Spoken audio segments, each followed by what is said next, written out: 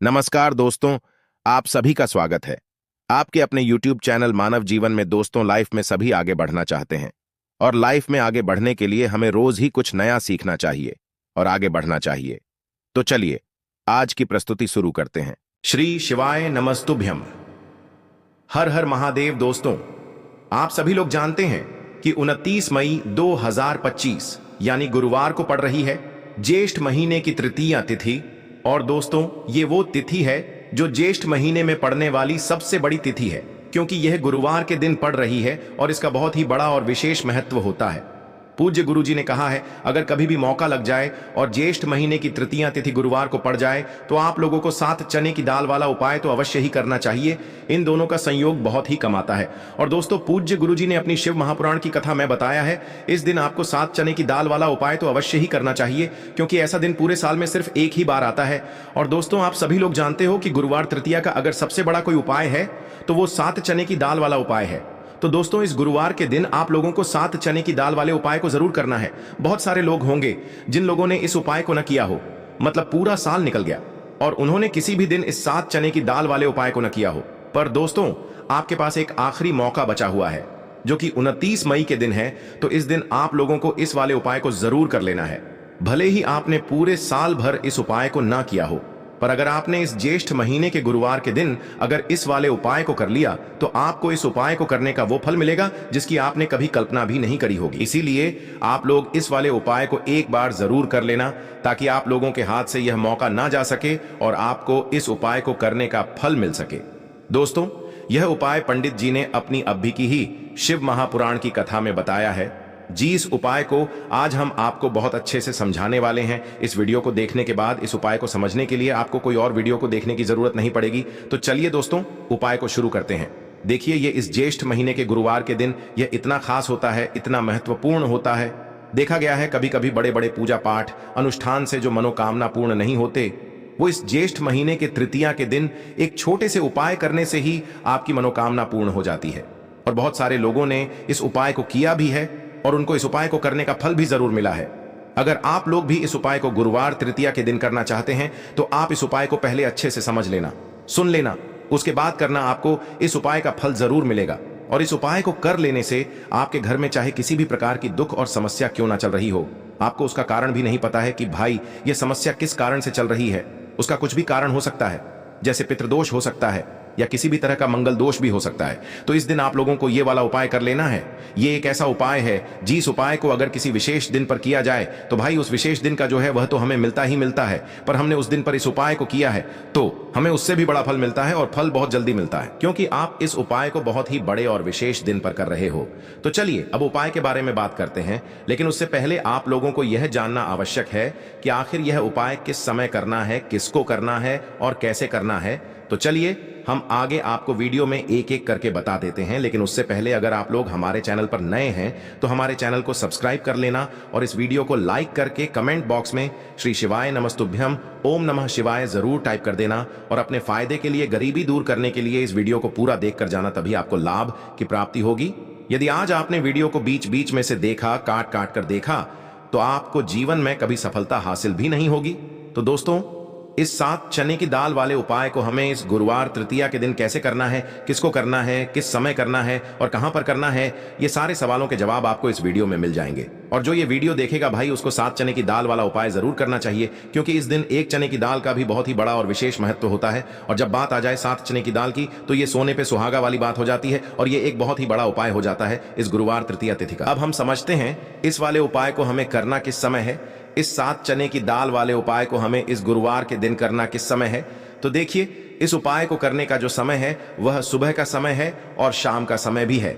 अब देखिए, यहां पर हम मुख्य रूप से सुबह का समय नहीं बोलेंगे, क्योंकि 29 मई गुरुवार तृतीया का दिन है और इस दिन प्रदोष काल के समय का बहुत महत्व होता है। बाकी अगर सुबह के समय भी करेंगे तो भी अच्छा होगा, उसमें कोई भी दिक्कत वाली बात नहीं है। तो चलिए जानते हैं इस विशेष उपाय के बारे में, लेकिन उससे पहले एक प्रार्थना, अगर आप इस चैनल पर नए हैं तो आप इस वीडियो को लाइक करें, चैनल को सब्सक्राइब करें और कमेंट बॉक्स में आप अपनी राशि या अपना नाम जरूर डाल दें, क्योंकि हम राशि से जुड़ा भाग्य भी बताते हैं और भाग्य में चल रही परेशानियों को दूर करने के लिए वह आसान से आसान उपाय भी बताते हैं।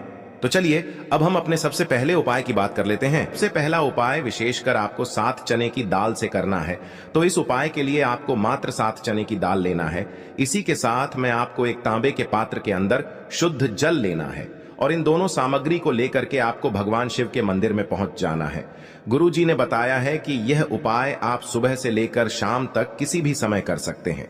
देखो दोस्तों, आपके पास जो 7 चने की दाल है, सबसे पहले तो उन पर आपको थोड़ा सा जल डाल करके उन्हें गीला कर लेना है। अब इस चने की दाल को आपको अपने सीधे हाथ की हथेली पर रखना है और आपके जीवन में जो दुर्भाग्य चल रहा है, आपके जीवन में जिन भी कार्यों में आपको रुकावट उत्पन्न हो रही है, जिन भी कार्य में आप बार बार असफल हो जाते हैं, तो आपको प्रार्थना करनी है, हे महादेव, मुझे इन सभी कार्यों में सफलता प्राप्त हो तथा मेरे जीतने भी कार्य अटक रहे, बस सभी परिपूर्ण हो।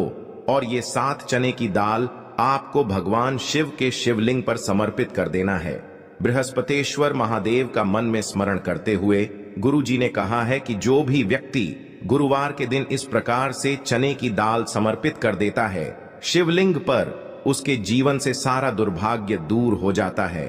अब दोस्तों, अंत में जो एक जल का पात्र है आपके पास, इसे भी आपको भगवान शिव की शिवलिंग पर अर्पित कर देना है और श्री शिवाय नमस्तुभ्यम इस मंत्र का जाप करते हुए बस इतना सा उपाय करना है। आपको आपके जीवन का जितना भी दुर्भाग्य है वह सभी दूर होगा। अब दोस्तों, हम बात करते हैं दूसरे विशेष उपाय के बारे में। यह उपाय विशेषकर आपकी जो भी मनोकामनाएं हैं उन्हें परिपूर्ण करने वाला है। यदि आपको ऐसा लगता है कि आपने कई प्रकार के उपाय कर लिए हैं, लेकिन महादेव अभी तक आपकी जो मनोकामना है उसे परिपूर्ण नहीं कर रहे हैं, तो आपको ये उपाय जरूर करना है। देखिए, इस उपाय को करने के लिए मात्र आपको एक गुड़ का टुकड़ा लेना है। इसी के साथ मैं आपको एक तांबे के पात्र के अंदर शुद्ध जल लेना है। देखिए, गुरुवार के दिन यदि हम गुड़ वाले जल से उपाय करते हैं तो बहुत ही चमत्कारी माना जाता है और इससे जो हमारा बृहस्पति ग्रह है वह भी मजबूत होता है। बृहस्पति ग्रह यदि हमारा मजबूत होता है तो हमें कभी भी जीवन में धन संपदा की कमी नहीं होती है। हमारे जीवन में जो दुर्भाग्य होता है वह भी सौभाग्य में बदल जाता है। तो देखिए दोस्तों, इस उपाय के लिए आपको एक गुड़ का टुकड़ा लेना है, एक तांबे के पात्र के अंदर शुद्ध जल लेना है और इन दोनों सामग्री को लेकर के आपको भगवान शिव के मंदिर में पहुंच जाना है। अब दोस्तों, इसे गुड़ के टुकड़े को आपको उससे जल के पात्र के अंदर डाल देना है और गुड़ से युक्त जल आपको तैयार कर लेना है। आप इस जल को आपको भगवान शिव की शिवलिंग पर अर्पित कर देना है। श्री शिवाय नमस्तुभ्यम इस मंत्र का जाप करते हुए और बृहस्पतेश्वर महादेव का मन में स्मरण करते हुए जो भी व्यक्ति गुरुवार के दिन इस प्रकार से यह गुड़ वाला जल समर्पित कर देता है शिवलिंग पर, उसके जीवन में कैसी भी कोई भी मनोकामना होगी वो हमारे महादेव परिपूर्ण कर देते हैं। तो आपको मनोकामना पूर्ति के लिए ये छोटा सा और सरल सा उपाय भी अवश्य ही करना है। अब दोस्तों, हम बात कर लेते हैं तीसरे विशेष उपाय के बारे में। देखिए दोस्तों, इस उपाय के लिए आपको मात्र एक तांबे के पात्र के अंदर शुद्ध जल लेना है। इसी के साथ में आपको 11 चावल यानी कि अक्षत के दाने लेना है। देखें, चावल के दानों को लेते समय आपको ध्यान रखना है कि ये कहीं से भी टूटे हुए या फिर खंडित नहीं होने चाहिए। इसी के साथ में आपको थोड़ा सा पीला चंदन भी लेना है।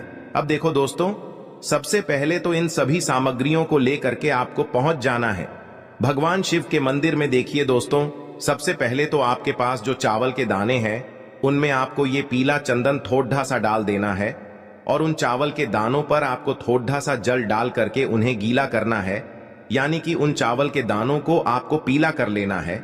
इसी प्रकार सबको इन चावल के दानों को तैयार करना है, यानी कि यह जो चावल के दाने हैं स्वर्ण के समान हो चुके हैं और ये जो आपने चावल के दाने स्वर्ण के समान जो तैयार किए हैं, इन्हें आपको भगवान शिव के शिवलिंग पर समर्पित कर देने हैं बृहस्पतेश्वर महादेव का मन से स्मरण करते हुए। देखो, गुरुजी ने बताया है कि जो भी व्यक्ति पीले चंदन से युक्त इन चावल को तैयार करके शिवलिंग पर गुरुवार के दिन इस प्रकार से समर्पित कर देता है, उसके जीवन में जितना भी दुर्भाग्य है वह सभी दूर होने लगता है और जीवन की जो दरिद्रता है उससे भी उसको मुक्ति मिलने लगती है। अब दोस्तों, अंत में जो आपके पास एक तांबे के पात्र के अंदर जल है, इसे भी आपको भगवान शिव के शिवलिंग पर अर्पित कर देना है। श्री शिवाय नमस्तुभ्यम इस मंत्र का जाप करते हुए और बृहस्पतेश्वर महादेव का मन में स्मरण करते हुए देखिए। ये सभी उपाय छोटे छोटे हैं, लेकिन इनका जो फायदे है वह बहुत ही अधिक मिलेंगे। आपके जितने भी कार्य हैं वह सभी सिद्ध होते चले जाएंगे। आपके जितने भी कार्य में आपको रुकावटें आ रही हैं, बस सभी दूर होती जाएंगी। दोस्तों, अब हम बात कर लेते हैं चौथे विशेष उपाय के बारे में। इस उपाय के लिए आपको लेना है 11 चावल के दाने। गुरु जी ने कहा है चावल के दाने खंडित नहीं लेने हैं, बिल्कुल साबुत होने चाहिए।